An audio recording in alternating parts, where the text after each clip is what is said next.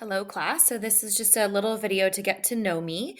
Some of the questions that in the Getting to Know You survey, I have not looked at specifically for this, so I'll answer some of those specifically in your class. But these are questions that have come up or thoughts that have come up previously. So at least this captures some of what you guys may have asked. So Miss B, although this possibly I'm going to be Mrs. Cochran by the time that you get this. You'll see in here I did get married a few years ago and haven't changed my name yet, but I'm working on it this summer. So Miss B or Mrs. C or Mrs. Cochran, we'll see what my name is going to be. But I am born in September, so I'm a Libra. I'm a total Libra. Balance is really important to me. This is one of my headshots. I'm also an actress. So although I'm probably going to be on hold with that for a while.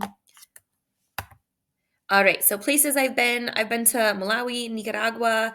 Those are places that I helped to build schools, which was really exciting. That's that picture there in Malawi, Africa. Life-changing experience, absolutely, highly recommend.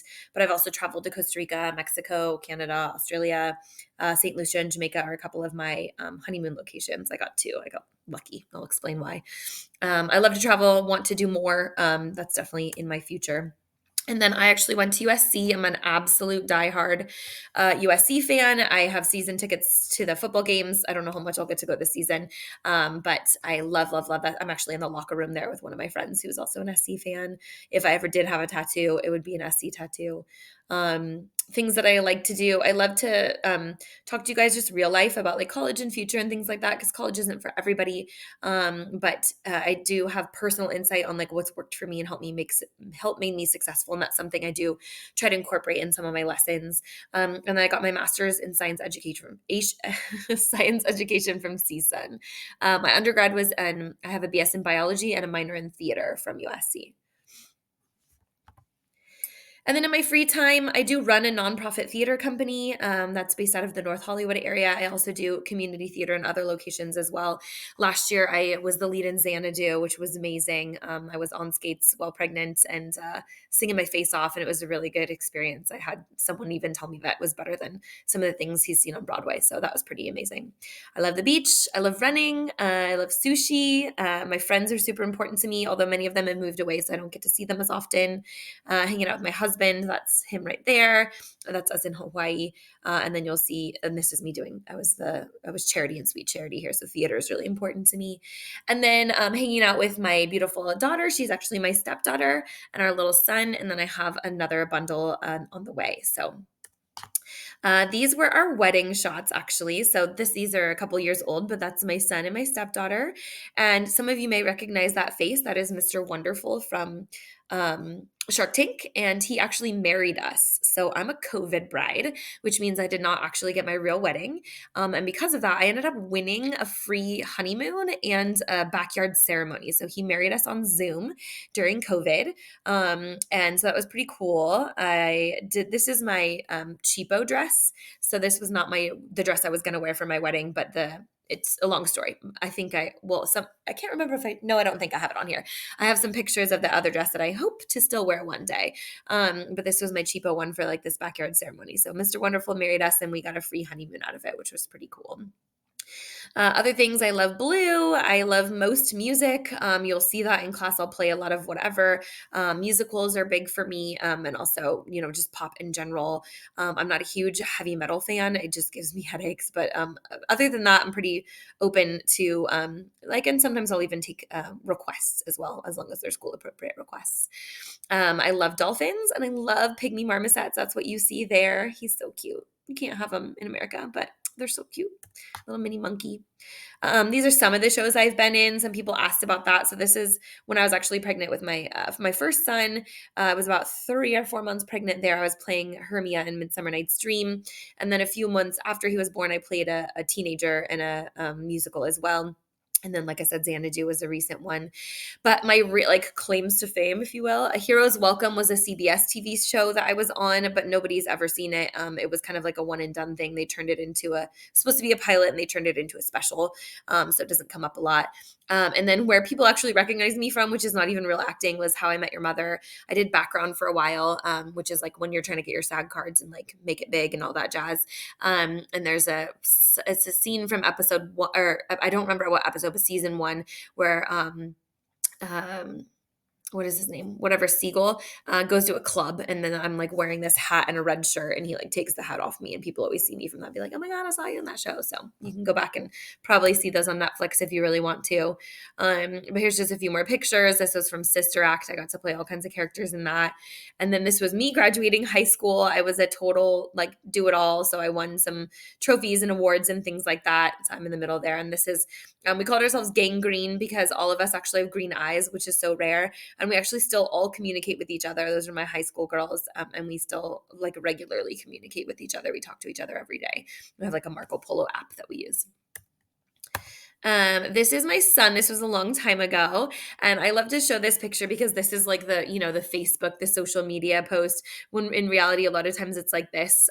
So he's a very, very good babe. He looks a little bit, even he's older than this now too, but this is more the mischief he gets into now. He loves soccer and basketball. He's my little sports guy. He's doing very well at school. And this is my stepdaughter. This is also a very old picture. She's now 12. She's in sixth grade. And she's a giant. She's way taller than me. My one of my friends joked like, I'm going to be that little stepmom under her arm, and she loves to tell everybody that because I am. I always get this question, why did I become a teacher? And honestly, I'm a teacher because I love it. Not every day. So there's times when you guys drive me nuts. I'll be awesome. I'll be honest. But I was studying bio and theater in school. And I got a little bit burnt out from science at university just because a lot of the kids were pre-med, and that's like a different vibe than I really loved science. And a lot of the pre-med kids just want to get the best score that they can get so they can get into med school. And I understand that. And I respect that. Doctors have saved my lives many a time. So I'm not mad about it, but it just kind of like sucked the joy out of it for me. And then my volunteer work was in a lab, and it was very isolating, and like it was just me and a microscope. And so I just took a big break. And I was doing a lot of theater. I did like paid theater education. I worked at a restaurant. I worked at Cheesecake Factory. Definitely struggling to make ends meet.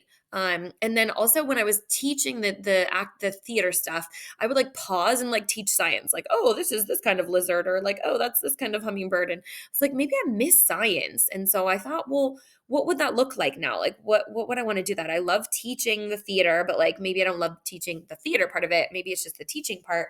So I kind of subbed for a while to see if this was my jam, and I totally fell in love. And that's how I ended up here. And I think that's an important thing for you guys to know, because I know sometimes you feel like teachers aren't there for the right reasons, that they don't really love to do what they're doing. And I still do, 12 years later, I still love doing what I'm doing. Again, not every day. There's a lot of stuff that makes it hard, but overall, I really love working with high school students. I love trying to make science fun again. And I'm happy to be doing it. So obviously this is a little old. This year was 11 years. So now by the time you guys get this, I'll be 12 years as a teacher.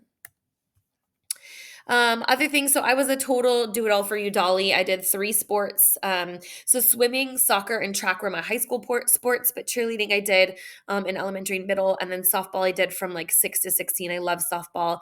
But my coach made me choose between softball and acting, and that was a real clear, like I knew which one I was choosing. So bummed about that, but it led me to track, and I really loved track too. I say play the ukulele, but I honestly haven't played in so long. I have it sitting over here collecting dust.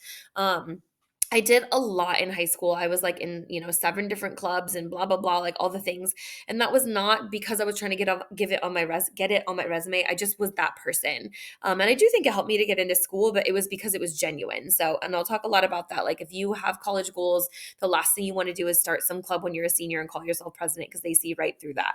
We'll have conversations in person about like what you can really do to make a difference and set yourself apart from other people. My biggest suggestion for you guys, I loved high school. Like it was one of the favorite parts of my life. Honestly, it was a lot of work because I did so many things, but I loved it. So don't forget to have fun and don't try to grow up too fast. And I'm not saying like I'm not going to treat you like young adults. You are, but like I have so many students that are like trying to get done with high school early and things like that, or taking like 7,000 APs to get into the best college and whatever, and they have no time to do anything fun or hang out with their friends or whatever. And really take the time that you have, because life doesn't get worse, but life definitely gets more complicated. So enjoy the time that you have while you have it. You've got other people paying your bills, etc. So just a fun little question.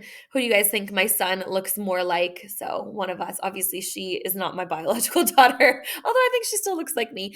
So who do you think he looks more like? There's a fun question to ponder.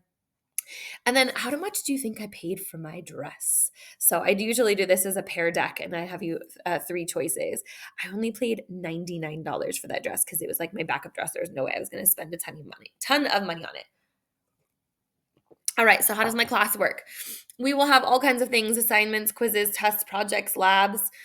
And they have different weights depending upon if you're CP or honors. I'll go over that in a little bit. But my biggest expectation, I always say that for chemistry, the root word of chemistry is try. There's so many opportunities for you to just try my class and for you to succeed because of that. So just try. I offer so many opportunities for you to do well in my class, and it's very much your choice if you want to fail my class or not. So don't be a slacker, right? Like do the things. I give lots of class time.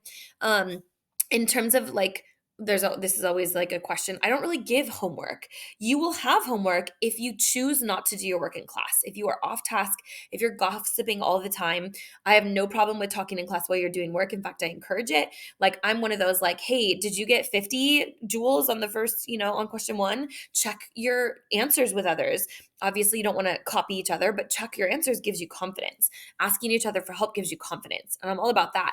But if you don't use your class time, you're going to have a lot of homework. If you don't do your homework, you're not going to pass the class because you're going to have all these missing assignments. So always, you will have time in class at least to get something started, usually to get things finished. So be efficient, and then you'll have no homework for my class. Oh, and I am always available, even when I'm on maternity leave. I'm available via email, so feel free to email me. And I will have office hours. I don't know what that will look like while I'm gone, but we'll figure something out. And then certainly when I'm back, we'll have some office hours as well. So I hope these are still accurate. I think they are. For CP, if we keep these, because these are subject to change, so make sure you look at the syllabus in terms of like the real numbers. But 50% are what are called assignments, and that kind of category is classwork or activities and labs. So basically 50-50 for that if these are still good. And then assessments, the final is 15% of your overall grade, and then your tests are 25 and your quizzes are 10. This you won't really see till the end of the semester, but there will be multiple parts that go into that depending upon the semester that you're in. We'll have like a constructed response that all chemistry students have to take, and then we'll have our version of the final. Honors, it's the same setup. The classwork is a little less heavy because your tests are a little more heavily weighted. And again, these are subject to change. Make sure you check the syllabus for the up-to-date information because we have to decide on those every year. So these numbers may be slightly different, but this will give you a ballpark. Okay, so here's how you can pass my class. First of all, you can do corrections on any assignment, lab, quiz, or test. Projects are not fair game, and then finals are not fair game. And anything like constructive response, anything chemistry wide, those things you cannot do corrections on. Everything else you can. There's an assignment you didn't do well on, correct it, do better, and that's going to help you for the quizzes and tests. Don't do well in the quiz, cool, do some corrections, and then you're going to totally own the test. Even if you don't do well in the test, some people are just bad test takers. You can do corrections on that, and I will go over how to do those correctly. Late work. So this late work policy is very open, and it goes until the end of the grading period. So we have 3 grading periods per semester. You can turn in late work up until the end of the grading period. Life happens. I get it. So I'm not one of those teachers that just says, oh, it's a day late, it's 50% off. What you'll see is an ESLR or slow score. We're starting to change those names.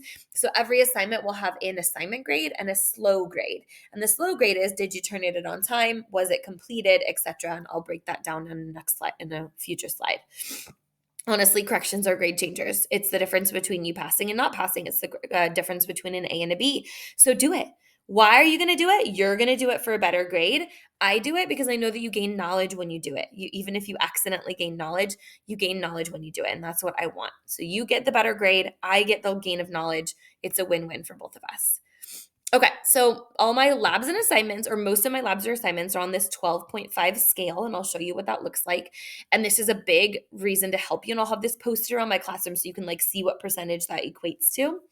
But here's the effort grade that I was talking about, which are now going to be called slows instead of ESLRs. So if you never turn it in, you're getting a 0. I can't grade something that's not there. If you turn it in late, you're going to get a 1 out of 3. If you turn it in on time and complete, get a 3 out of 3, even if it's all wrong, even if you get every single question wrong. And then a 2 is the one that you want to avoid. Okay, you turn it in on time, but it's incomplete. Here's why it's better to get a 1 than a 2. So if you give me an incomplete assignment and I grade it and you've only answered 50% of the questions, I can only know that you've learned 50% of the material. So you're going to not get a great grade on the assignment and only get a 2 out of 3, which is still a 67%. If you turn it in late, you'll get that 1 out of 3, but you have the opportunity to get the full points on the assignment. So you can still demonstrate that you completely understand the material, get that 12.5 out of 12.5, and then a 1 out of 3. So definitely if you're late, take that extra day. Life happens, turn it in late, but finish it. Okay. Now, this is the point scale system.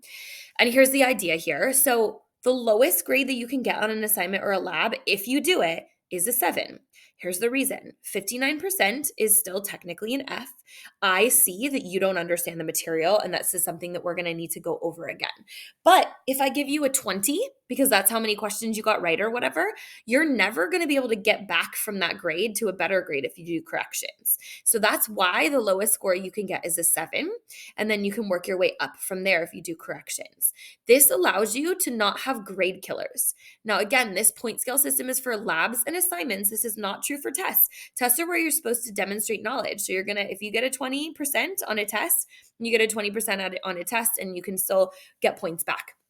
Also, this rounds up. So, for example, let's say I had a 100-point assignment and you get 97% on it.